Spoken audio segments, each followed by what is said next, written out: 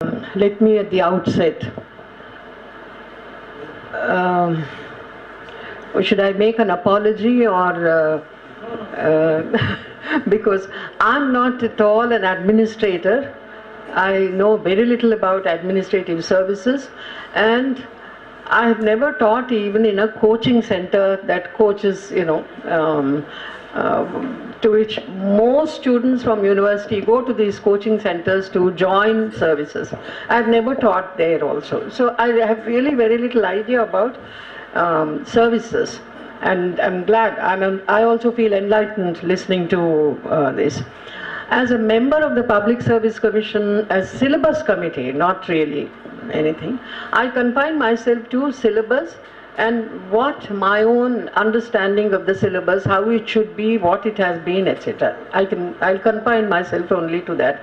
ఎంచేతంటే నాకు సర్వీసెస్ గురించి అంతగా తెలియదు. నిజంగానే రేషనలైజ్ చెయ్యాలి, ఎన్నో విషయాలు రేషనలైజ్ చేయాలి అని చేతంటే చాలామంది ఇప్పుడు ఉద్యోగాల కొరకు చూస్తున్నారు. ఆ కమల్నాథన్ కమిటీ రిపోర్ట్ రాలేదు, జోన్స్ ఉంటాయని ఇవన్నీ వింటున్నవే, కానీ ఇప్పటిదాకా ఇంకా ఏమీ క్లారిటీ రాలేదు. ఎట్లా వస్తాయి, ఎన్ని పోస్ట్స్ వస్తాయి అనేది కూడా తెలీదు.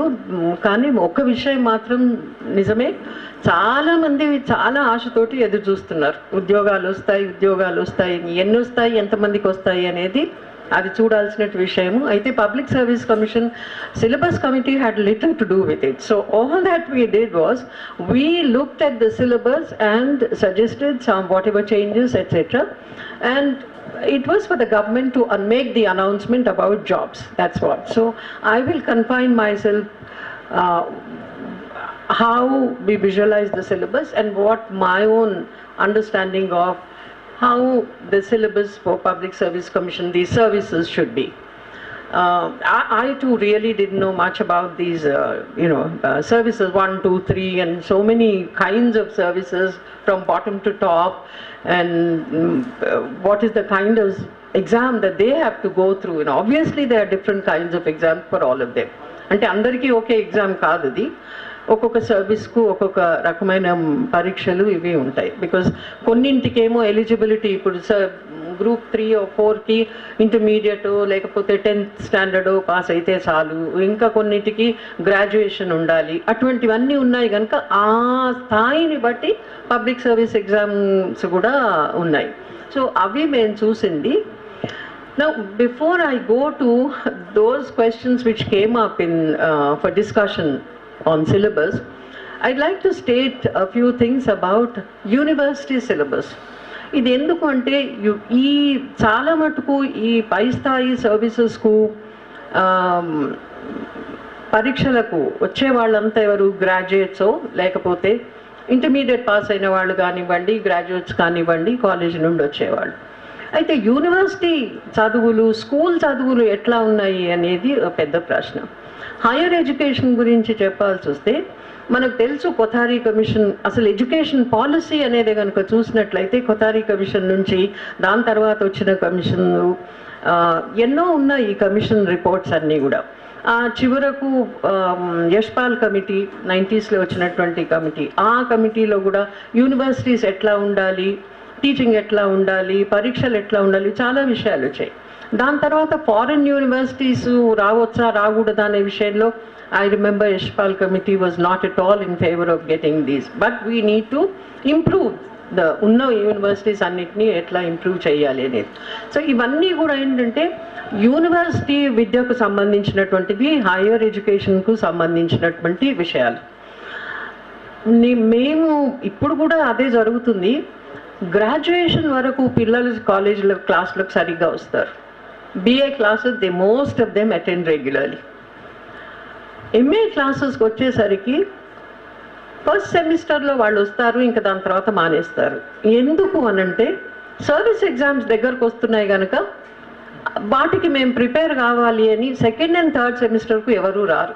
పిల్లలు వచ్చేది ఒక మొదటి నెలలో ఒక 2 నెలలు వస్తే ఎక్కువ, దాని తర్వాత ఒకళ్ళో ఇద్దరో వస్తే వస్తారు. నా అనుభవం అది అని అనుకుంటా. ఇప్పుడు కూడా చాలా పెద్ద మారలేదు, అదే ఉంది. MSCకి వచ్చేసరికి, MSC కాతనే మేము MA వచ్చేసరికి సెకండ్ థర్డ్ సెమిస్టర్లో పిల్లలు రారు. ఏం చేద్దంటే సర్వీస్ ఎగ్జామ్స్ కొరకు ప్రిపేర్ అవుతున్నారు. అంటే దాన్ని బట్టి నాకు తెలిసింది ఏంటంటే గ్రాడ్యుయేషన్లో ఉన్న knowledge that is enough for ఈ సర్వీస్ ఎగ్జామ్స్ కొరకు అపియర్ కావడానికి సరిపోతుంది అనేటువంటిది. అయితే ఆ గ్రాడ్యుయేషన్లో కూడా ఉన్నటువంటి చదువులు ఎట్లా ఉన్నాయి అని మనం చూసినట్లయితే to the best of my knowledge, నా అనుభవంలో చెప్తున్నా నేను, a gradual decline in standards, you can see it. And exams became like something like, ఏ 4 లైన్లో రాస్తే పాస్ అయిపోవచ్చు అనేటువంటిది ఇది వచ్చింది. ఇంతకుముందు వివేక్ గారు చెప్పారు పరీక్షలు అనేవి ఎట్లా ఉండాలి అనేది, అది ఒక డిస్కషన్ అయింది. ఈ written exam plus service commission మొన్న అయిన డిస్కషన్స్లో రిటన్ ఎగ్జామ్ ఒకటి, ఇంటర్వ్యూ ఒకటి. ఆ రిటన్ ఎగ్జామ్ అనేది ఎస్ఏ టైప్ ఉండాలా లేకపోతే ఆబ్జెక్టివ్ టైపే ఉండాలా అనేది. ఈ ఆబ్జెక్టివ్ టైప్ అనేది ఎట్లా తయారైంది అని అంటే 100 questions ఉంటే whichever way you pick, some are bound to be correct, isn't it? I mean, you just keep picking, some are bound to be correct. And probability, theory probability. అంచేత ఇది objective టైప్తో pass అయినంత మాత్రాన ఒక వ్యక్తికి ఆ సబ్జెక్టుకు సంబంధించిన knowledge ఉంది అని ఎంతవరకు అనగలుగుతాం మనం? That's a major question.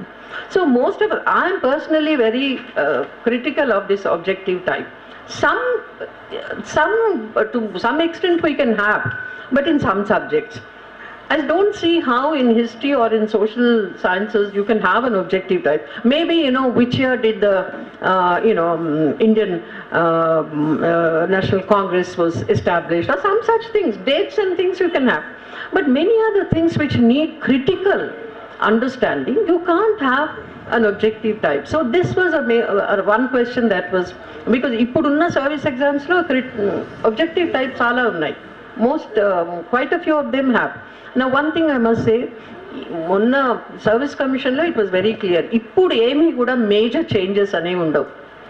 ఇప్పుడున్న దీంట్లో మేజర్ చేంజెస్ అనేవి ఉండవు. ఎందుకంటే టైం లేదు, ఎక్కువ పిల్లలకు కష్టం అవుతుంది అని చెప్పేసి మేజర్ చేంజెస్ ఏవి ఉండవు. చాలా మటుకు అదే సిస్టమ్ అదే కంటిన్యూ అవుతుంది. తర్వాత మాత్రం సిలబస్లో తప్పనిసరిగా కొన్ని మార్పులు తీసుకురావాలి, సిస్టంలో కూడా బహుశా మార్పులు తీసుకురావాల్సినటువంటి అవసరం ఉంటుంది అని. అయితే ఇప్పుడు మీరు చెప్పినట్టుగా రేషనలైజ్ చేయడం అనేది సర్వీసెస్ ఇవి ఎంతవరకు జరగగలుగుతాయి అనేది అది పెద్ద ప్రశ్న. I totally agree with you that this needs to be discussed and perhaps we need to make our own recommendations to the government about rationalising these services. అయితే సిలబస్కు సంబంధించిన విషయంలో మాత్రం కొన్ని సబ్జెక్ట్స్ తప్పనిసరిగా పేపర్స్ ఆ సిలబస్లో మారాలి. చాలా విషయాల్లో ఎక్కడైతే ఆంధ్ర అని ఉందో, history of Andhra, culture of Andhra Pradesh అటువంటివి ఉన్నాయో ఇవి కొంతవరకు తెలంగాణ హిస్టరీ, తెలంగాణ కల్చర్ ఇవి రావాలి అనేది అది they was an understanding on that. అయితే తర్వాత సిలబస్లో ఇంకా మార్పులు రావాల్సిన అవసరం ఉంది. ఇప్పుడు రాడికల్ చేంజెస్ చేయకూడదు అని, to enable the students to appear for the exam. ఎంచేతంటే ఇప్పటికప్పుడే పూర్తిగా మార్చేసినట్లయితే పిల్లలకు కష్టం అవుతుంది అని చెప్పేసి నో రాడికల్ చేంజెస్ అనుకున్నాం. అయితే తెలంగాణ గురించి మార్పులు కనుక వచ్చినట్లయితే, తెలంగాణ హిస్టరీ ఇటువంటి వస్తే after all our students will do know something. It will help them. They may not be much difficulty అనేది ఒక అండర్స్టాండింగ్ అనేది వచ్చింది. సో ఈ సిలబస్లో మార్పులు అనేవి పెద్దగా రాకపోయినప్పటికీ హిస్టరీలో దీంట్లో కొన్ని మార్పులు వచ్చాయి. ఇంకొకటి ఏంటంటే constitution, Indian constitutional working of the constitution, ఈ విషయాల్లో తప్పనిసరిగా సర్వీసెస్లో ఉండే వాళ్ళందరికీ కూడా కొంత అవగాహన ఉండాలి అనేది కూడా కొన్ని మార్పులు ఇండియన్ కాన్స్టిట్యూషన్ గురించి